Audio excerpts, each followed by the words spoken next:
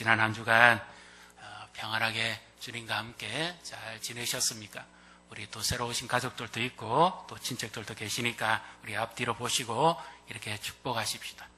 주님과 함께, 복음과 함께 추석 명절 잘 보내셨습니까? 이렇게 예배하는 그 즐거움을 누리셨는지 모르겠습니다. 추석 때 일반 사람들은 뭐 어쨌든 잘 지냈다, 잘 먹었다, 좋은 만남이었다 이것으로 인사를 하지만 우리 믿는 그리스도인은 그것으로는 안 되죠. 가장 중요한 예수님이 계셔야 되고 그 추석 명절에도 우리에게 제일 소중한 시간은 하나님과 가족들 함께 예배하는 시간이에요. 영적인 만남, 뜻깊은 만남, 그리고 믿지 않는 가족에게는 복음을 전하는 하나님의 은총의 시간이고 또 그런 것으로 인해서 우리의 삶이 또 맺어지고 그래서 그 결과로 심었던 복음의 씨앗이 열매 맺게 되어지고 가족 구원을 받고 또 나를 통해서 예수님을 알고 많은 사람들이 돌아오게 되는 이와 같은 축복이 진정한 우리 그리스도인의 축복인 줄로 믿습니다. 화평하게 하고 화목하게 하고 사랑하게 하고 섬기는 이것이 진정 우리 그리스도인이 가정에서나 일상에서나 누려야 될 축복이지요. 그래서 이 한 주간의 삶 가운데서 주님께서 우리의 기도와 눈물 또 전해진 복음 씨앗이 열매 맺어서 가을에 또 영적인 결실이 풍성하고 하나님께 기쁨이 되기를 주님의 이름으로 축복합니다. 세상 사람들도 흔히 그렇게 인정하시기는 싫어하면서도 이것은 또 다 이렇게 선호하는 것이 있습니다. 어떤 것인가 하면 누구나 다 파라다이스, 천국을 꿈을 꾸지요. 사람들이 얼마나 천국을 좋아하는지 그 풍성함과 넉넉함이나 모든 것이 채워진 것을 강조하기 때문에 이렇게 천국을 그려냅니다. 김밥 천국, 알바 천국, 유머 천국, 가요 천국, 이런 그들이 말하는 천국은 그냥 부족함이 없다. 그리고 재밌고 좋다. 어쩌면 사람이 살아가는 데 있어서 가장 행복하고 이상적인 삶이 천국적인 삶이 아니겠느냐 하는 그와 같은 개념의 천국이죠. 오늘 말씀은 예수님이 입을 열어서 천국으로 시작하셔서 이제 드디어 천국에 관한 말씀으로 마무리하십니다. 심령이 가난한 자는 천국이 그들의 것이다 이렇게 말씀하시고 복을 선언하셨다가 지금까지 우리가 나누었던 그 말씀들을 쭉 연결하셔서 이제 마지막에 의를 위하여 박해를 받는 자들은 복이 있다. 천국이 그들의 것이기 때문이다. 시작도 천국으로 시작했다가 마침도 천국으로 마칩니다. 그런데 오늘 이 말씀은 어쩌면 우리가 좀 자세히 읽어보셨으면 아니 이것이 과연 복이란 말인가 의아하게 생각할 수도 있습니다. 지금까지는 다 이것이 복이었다. 우리가 받아들일 수 있는 부분이었습니다. 그런데 의를 위해서 핍박을 받고 박해를 받고 또 예수님 때문에 욕먹고 중상모락을 당하고 의로움에 처해지는 이것이 무슨 복인가? 그리고는 예수님은 더더욱 이상한 말씀을 하십니다.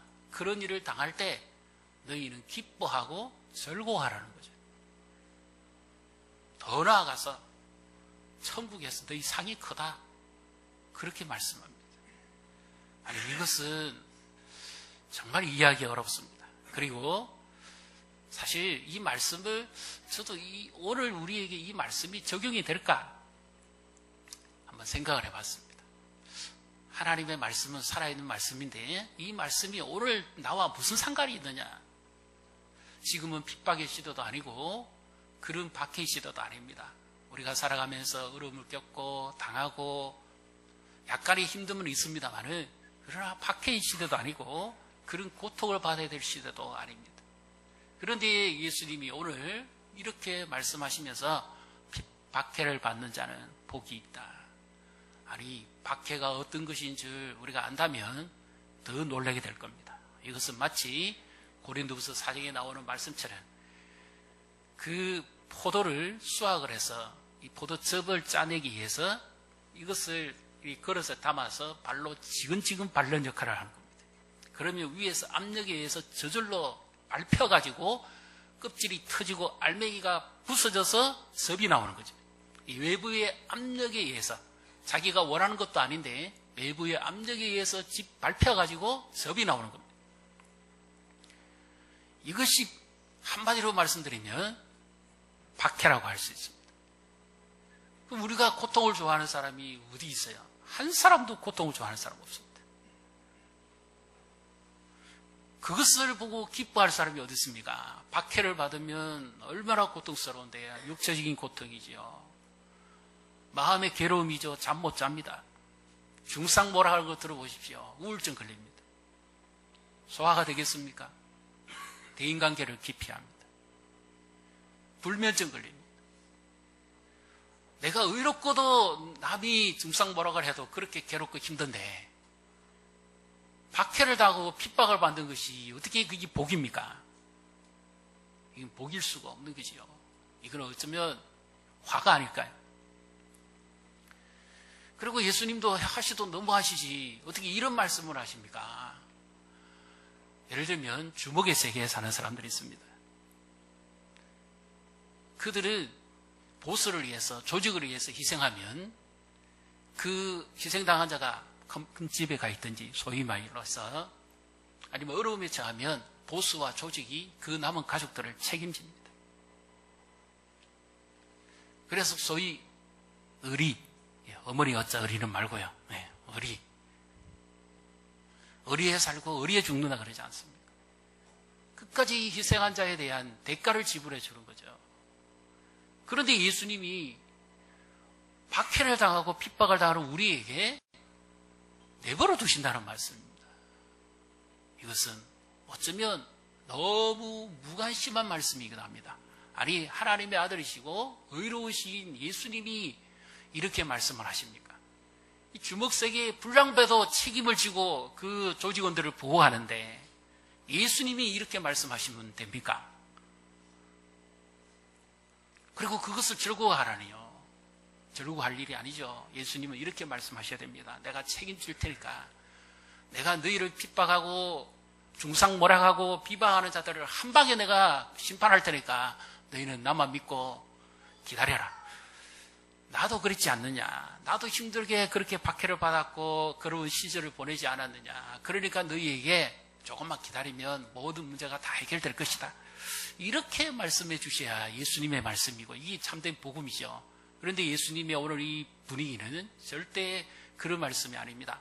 박해를 받을 때 예수님은 과연 이렇게까지 무관심하실 수 있을까 하는 그런 태도를 보입니다. 그러면 정말 이것이 예수님이 하신 말씀이 맞느냐는 거죠. 그럼 내가 고통당합니다. 힘듭니다. 어려운 일 당합니다. 그래도 예수님이 도와주셔야 되죠. 우리는 반대 아닙니까? 고통을 당하고 어려운 일을 당하는 것을 벗기 위해서 예수님께 나왔고 예수님을 찾지, 예수님 때문에 박해를 받기 위해서 예수님께 나온 건 아니잖아요. 예수님 때문에 오히려 중상모략을 당하고 예수님 때문에 욕을 먹고 예수님 때문에 세상 사람들에게 냉대를 당하고 왕따를 당하기 위해서 예수님께 나온 건 아니거든요.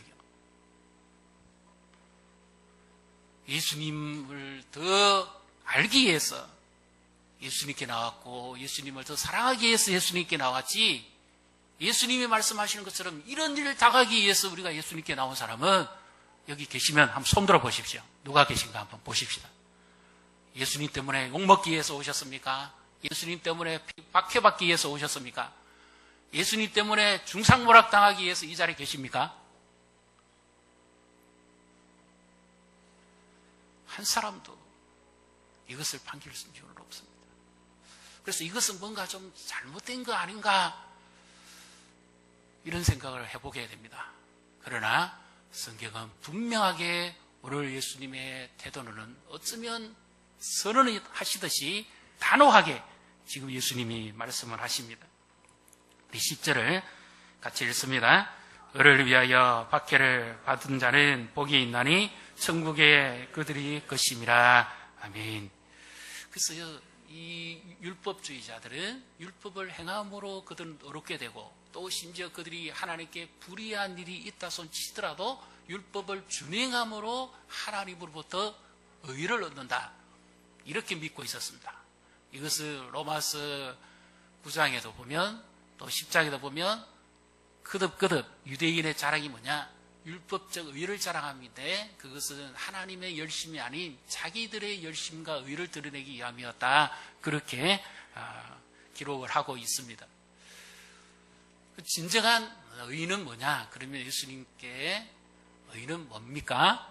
그것은 고린도전서 1장 30절에 보면 예수님은 하나님께로부터 나셔서 우리의 지혜와 의로움과 거룩함이 되신다, 그렇게 말씀합니다. 그러니까 이 의는 세상이 가지고 있는 의가 아니라 하나님이 가지신 의를 말하는 거죠. 그래서 예수님이 바로 우리의 의로움입니다. 예수님이 유일한 우리의 의가 되십니다. 예수님은 불의한 자들, 죄 아래 있는 우리를 구원하시기 위해서 십자가를 지시고 하나님의 의를 우리에게 주시기 위해서 예수님은 우리의 의로움이 되신 분입니다. 그래서 그 의로움을 쫓아 따라가는 우리는 디모데후서 3장 12절에도 말씀합니다. 무릇 그리스도 예수 안에서 의롭게 살기를 원하는 자, 경건하게 되기를 원하는 자는 박해를 받으리라. 예수 믿고 새 사람 되어서 구원을 받았습니다. 그래서 세상에 습관 버리고 예수님 따라 가기를 위해서 살아가는 모든 것들이 세상 사람들로부터는 박해의 대상이 된다는 거죠. 그래서 세상으로부터 우리는 왕따를 당합니다. 직장에서도 중상모략 당할 수 있죠. 사회에서도 내버림 당할 수 있습니다. 또 믿지 않는 가족에게 종교가 다르다는 그 하나의 이유 때문에 영적인 충돌이 일어나서 괴로움을 당하고 힘들기도 합니다. 이것은 세상이 가지고 있는 본래적 특징이기 때문이죠. 세상은 불의하기 때문이죠. 하나님의 의가 없기 때문이죠. 예수님에게는 하나님의 의가 있습니다. 그리고 예수 믿는 우리에게도 하나님의 의가 되신 예수님이 계시기 때문에 우리는 이 세상에서 이 불의한 자들에 의해서 비로소 충돌을 당하고 박해를 받을 수밖에 없다는 것이죠. 근데 이 박해를 받은 자들이라는 거 했을 때 이 시제가 완로형입니다. 과거에서부터 지금까지 계속되어진다는 것이죠. 그래서 12절에 저게 선지자들도 박해를 받았고 그들도 예수님 때문에 하나님 말씀 전하다가 박해를 받았고 오늘 이 시간 지금 나에게도 예수님을 믿는 것 때문에 박해가 있다 하는 것입니다. 그래서 이 말씀은 사실은 처음에는 나와 전혀 관계가 없는 말씀 같았는데 이 말씀은 지금도 하나님이 내게 하시는 말씀인 줄로 믿습니다. 이 말씀이 오늘 나에게 어떤 영향력을 미칠까요? 세상 사람들의 복이라는 것은 잘 먹고 잘 살고 잘 되고 잘 누리고 잘 건강하고 뭐 그런 겁니다. 그런데 여기서 오해하시면 안 됩니다.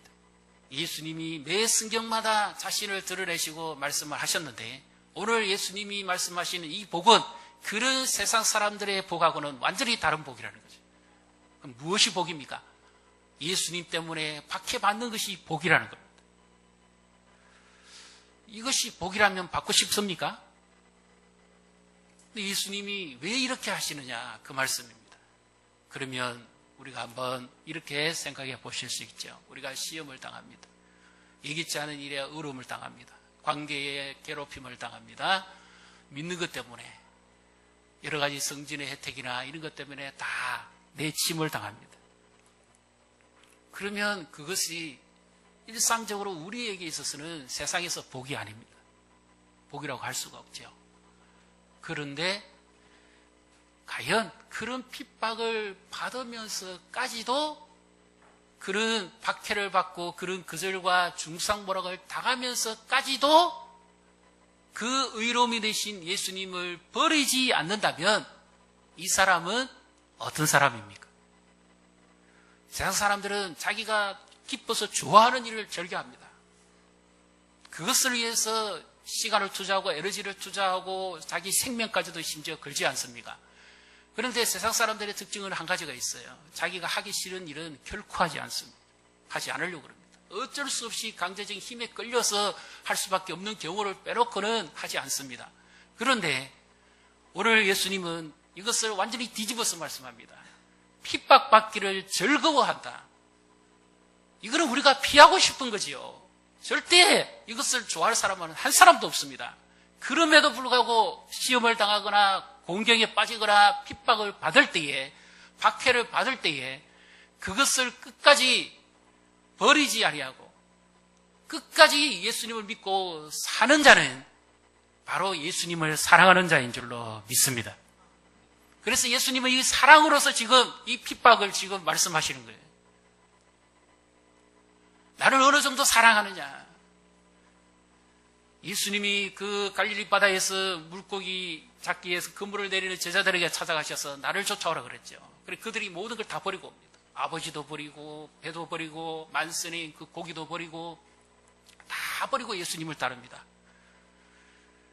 지금은 이제 고기를 잡았으니까 그동안 수고의 대가를 얻고 기쁨을 누리고 가족들과 함께 될 시간입니다. 그런데 그것을 왜 버리고 옵니까?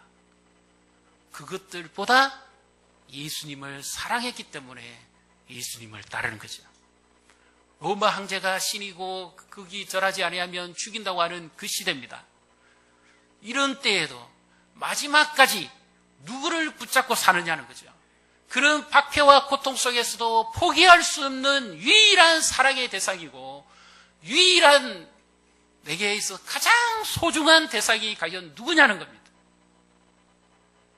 그래서 우리에게는 이 말씀이 역설적으로 들립니다마는 예수님에게는 정말 예수님을 사랑하는 자가 누구고 진정 예수님을 주인으로 모시고 사는 자가 누군지 하는 것을 한 단면에 보여줄 수 있는 것이 있습니다. 그것이 바로 예수님 때문에 박해받는 거예요.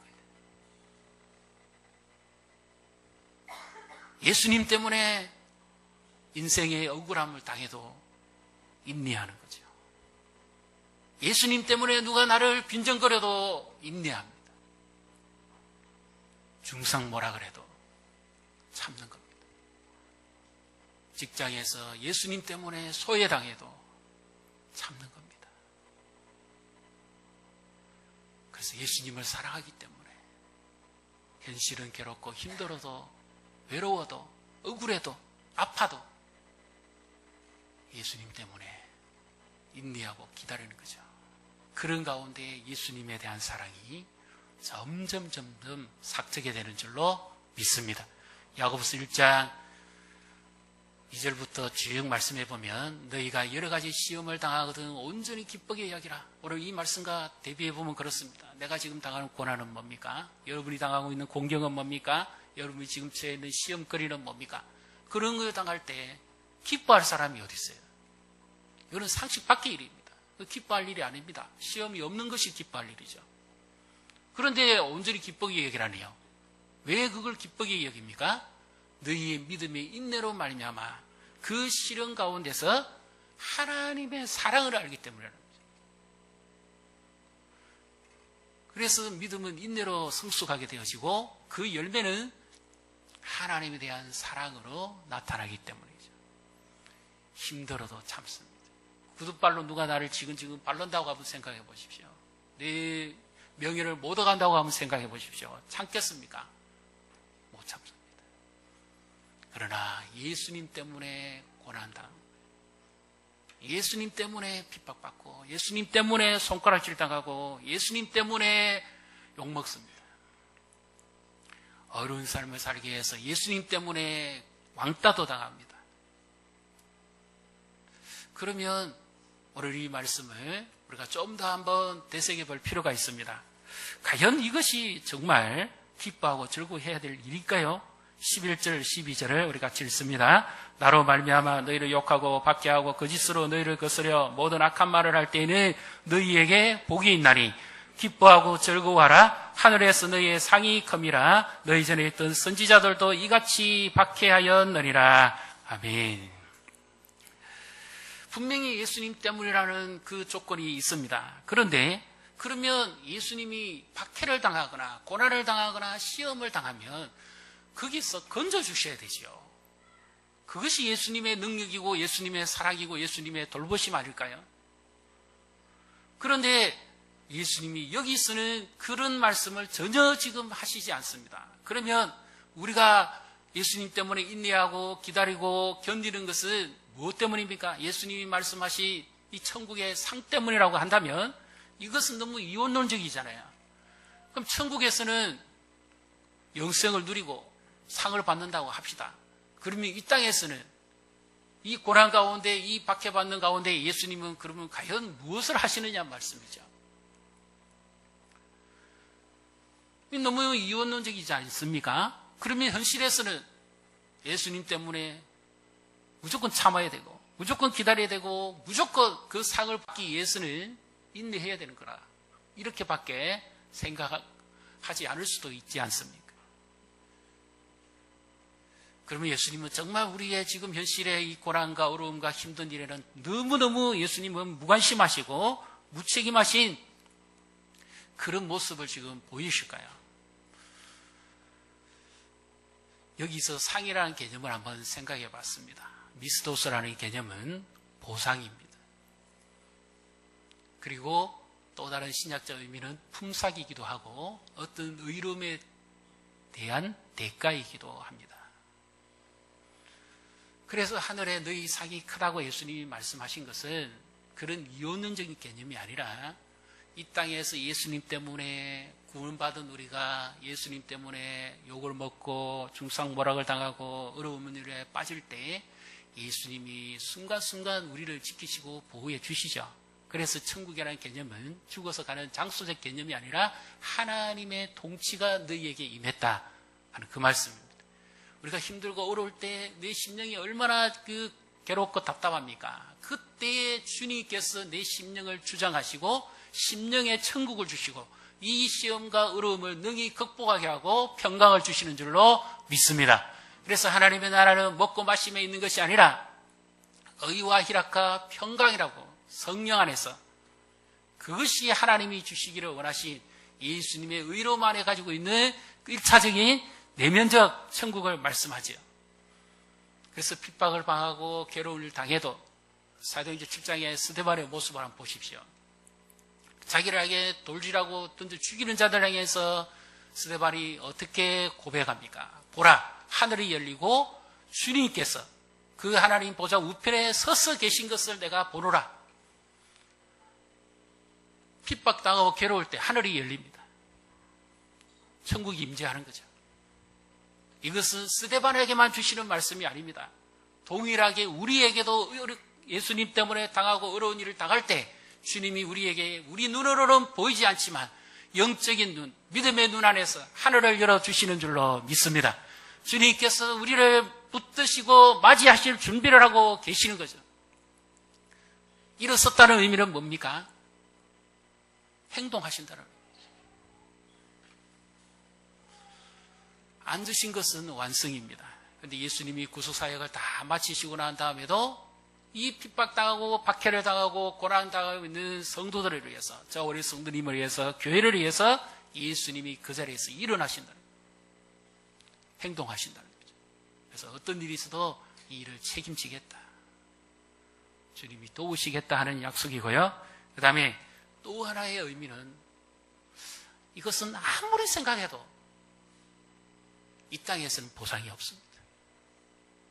그걸 어떻게 생각할 수 있을까요? 예수님 때문에 매맞고 예수님 때문에 고난당하고 예수님 때문에 복음 전하고 예수님 때문에 억울한 일 당했습니다. 과연 그것은 무엇으로 보상을 해줘야만 될까요? 여러분은 어떤 보상을 지금 기대하십니까? 예수님 때문에 욕먹은 분 계십니까? 잘 믿으려다가 야단 들으신 분 계세요? 이분 명절에도 가서 부모님들 안 믿는 가족에게 복음 전하다가 구중 덮고 혹시 내 침을 당하신 분 계십니까?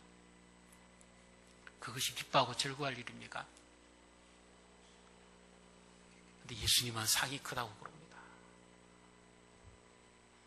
왜 예수님이 이런 말씀할까요? 이 땅의 것으로는 바꿀 수 없기 때문입니다. 또 하나는 우리가 생각하는 상은 이 땅에 눈에 보이는 것이고 한시적인 겁니다. 멜류관이든지 뭐 이렇게 올림픽도 보면 월계수, 그 다음에 메달, 그 다음에 뭐 트로피, 부상 이런 것 주는 건 전부 다 한시적인 거죠. 그거는 영원할 수가 없는 겁니다. 잠시 있다가 뭐 시간 지나면 녹도 쓸어버리고 가치도 떨어져 버리고 그 이름조차도 한 몇 세기가 지나가면 잊어버립니다.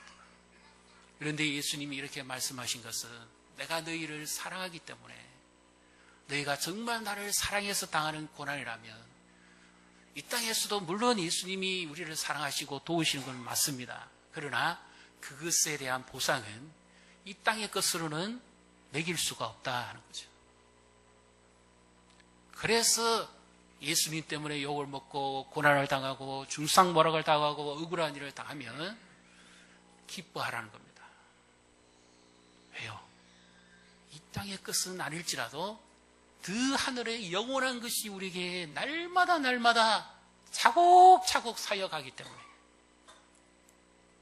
그래서 바울도 그 고난과 어려운 일 가운데서도 주님께서 내게 주신 부름의 상을 향해서 내가 달려간다고 그렇게 고백하지 않습니까? 이 상의 가장 근본적인 상은 예수님이고, 그 다음에 하나님의 형상으로의 회복입니다. 그 다음에 우리 물질적 가치에 살아가는 이 세상의 어떤 기준으로서는 이 상을 알 수가 없습니다. 이거는 영적인 것이고 본질적인 것이고 영원한 것입니다. 이것은 하나님께 있는 것이지 우리 사람의 개념으로 단위로 표현할 수가 없습니다. 그래서 그냥 우리는 천국이라 그러니까 그냥 막연한 천국을 생각하기가 쉽습니다.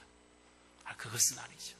예수님께서 반드시 예수님 때문에 욕먹고 핍박당하고 괴로움당하고 중상모락당하고 억울한 일을 당하는 자들에게 예수님이 복이 있다, 그렇게 말씀합니다. 그래서 이 골로새서 1장 24절에 보면 이런 고백을 합니다.